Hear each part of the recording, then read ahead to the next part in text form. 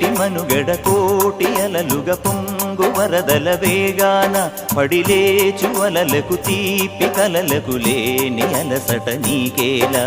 నల్ల నల్ల నీళ్లలోన ఎల్లకిల్ల పడ్డట్టున్న అల్లో మల్లో ఆకాశాన చుక్కల్లు. అమ్మాయంటి జాబిల్లమ్మ అబ్బాయంటి సూర్యుడమ్మ ఇంటి దీపాలవ్వాలంట దిక్కులు. ఎవరికి వారే యమునకు నీరే రేవు నీరు నావదంట నావతోడు రేవుదంట పంచుకుంటే